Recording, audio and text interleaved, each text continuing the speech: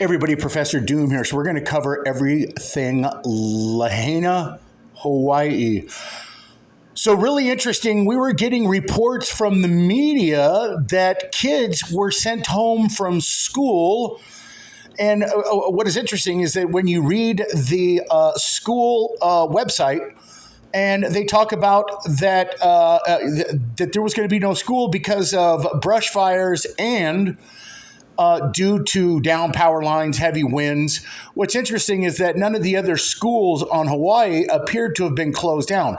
I can't verify that for an absolute, but here's something interesting on their website, and we're going to also listen to a couple of videos because something very freaking interesting was going on before the fires or during the fires, and something interesting is going on after.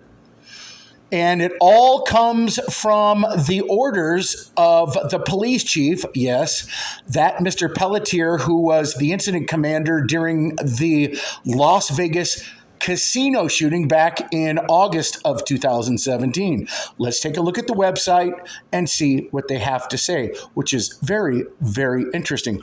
Let's go down here. And as you can see, this is from the Hawaii Public Schools. And so this covers all of Maui. This is not the Lahaina school district, but this is all of Maui. And if you look down here at the morning time of August 8th, we'll scroll down here all the way. At 6:45 a.m., 4 West Maui campuses closed to unsafe conditions caused by heavy winds. Are they trying to tell us there was no heavy winds on any other part of Maui whatsoever? That's very interesting. But let's take a look at exactly what it says. The Hawaii State Department of Education has closed 4 schools in West Maui, that's Lahaina area, due to unsafe conditions caused by heavy winds, including flying debris.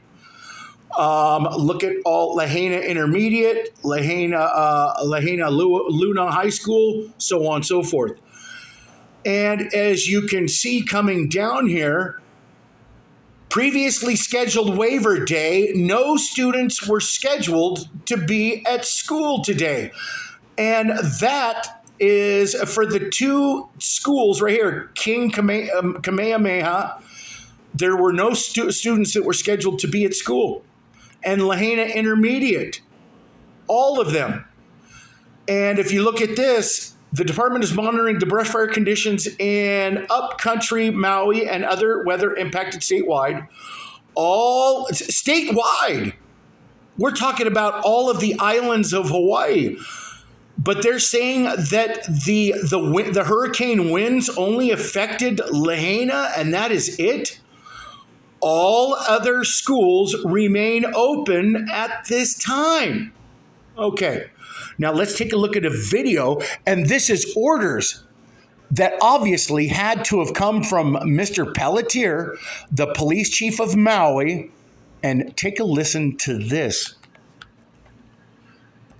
Around back to Front Street, all the cars were lined up, but none of them were moving.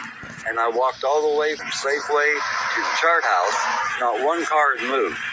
And I was wondering what was stopping the traffic. Well, it was a policeman. And I got to the end and I looked up north. There were no obstructions. There was no reason to keep those cars there. Are you serious? I'm serious as a heart attack. And I said, what are you doing? He goes, well, I'm under orders to keep them here. And I said, the fire is right around Safeway. It's going to hit Front Street. You know, these people got to get out of here. And he said, I'm following orders. No way.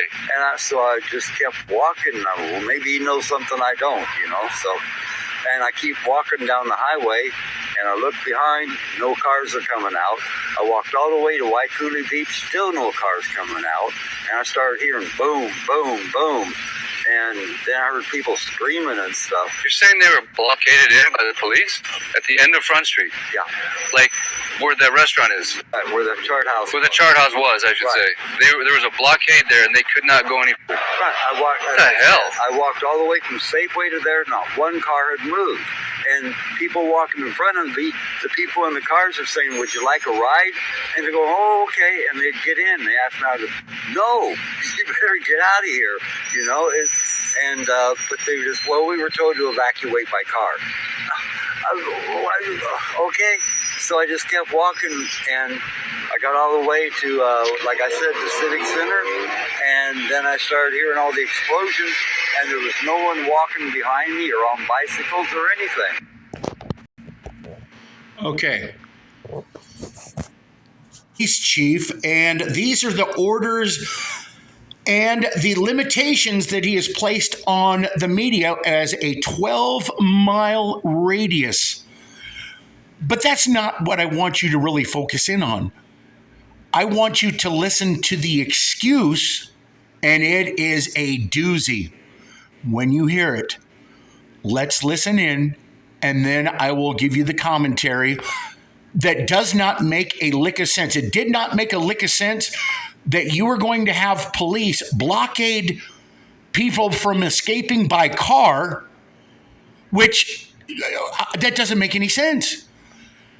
The fire is moving at such incredible speeds, and the best chance that you have of getting out of there without getting burned would be in a car. But you limited people to only getting out of there by foot, and you had police stating that they were following orders.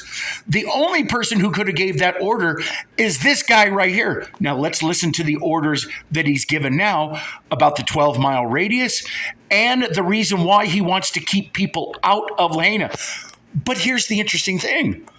There's people who are still in the Lahaina area who are residents that are allowed to be walking around or riding bikes. There's videos of people riding bikes and everything else. So the excuse that he gives here later on does not make sense. But let's listen in. And slowing it down, keep doing that. Do a Freedom of Information Act and figure out who that person is. Tell that story. Knock it off. All right, breaking news. The police chief in the region affected by these fires has started arresting witnesses. And he tells the press to dox the witnesses that he arrested. So very concerning, the Maui police are now arresting witnesses. They're telling people to stay away and that they'll arrest them if they show up. Are they trying to cover up key evidence? But it gets even weirder. This person that's arresting witnesses is the police chief, John Pelletier. I'm going to play his speech from just a few moments ago. But look at this. He was the Las Vegas police captain in 2017 when there was the supposed shooting. Now, a lot of people have called that event into question. There are a lot of huge questions. But look at this. The Maui police chief, John Pelletier, was also the incident commander during the Las Vegas mass shooting incident. And we should say reported mass shooting. Everything gets called into question on the world stage. So a key question is this man to be trusted? No. Or is he a plant put there to orchestrate the cover-up? Check out this crazy clip where he talks about arresting a journalist. This was tonight. Maui County Police Chief John Pelletier. Aloha.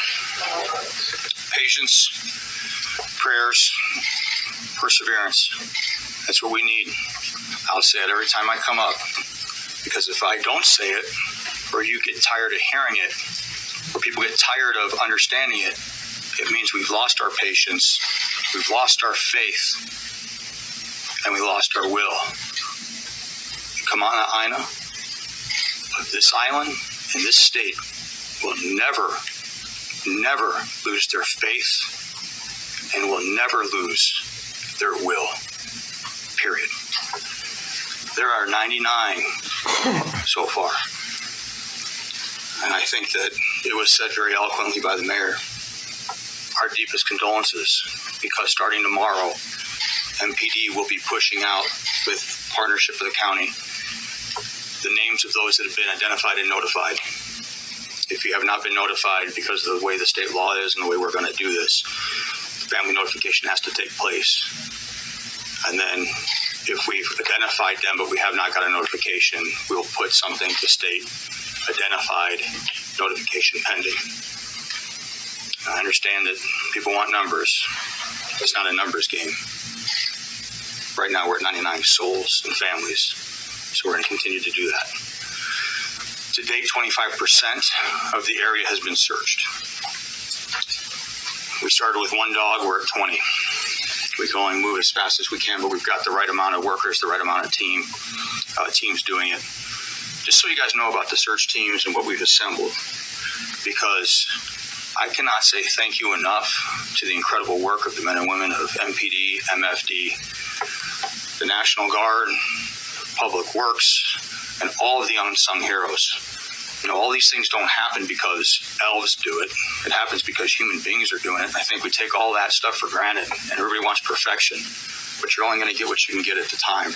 But the 25% and the leadership that's going right now, we have people that searched the towers 9/11, and I got reporters here and folks that they weren't alive when that happened. So you got to think about that you weren't alive when that happened.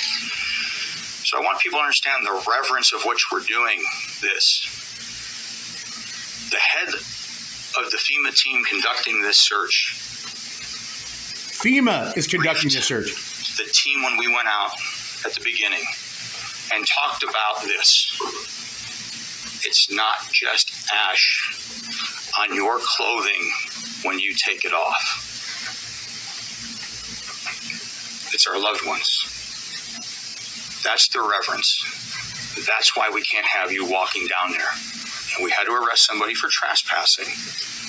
And so if we want to keep doing this and slowing it down, keep doing that.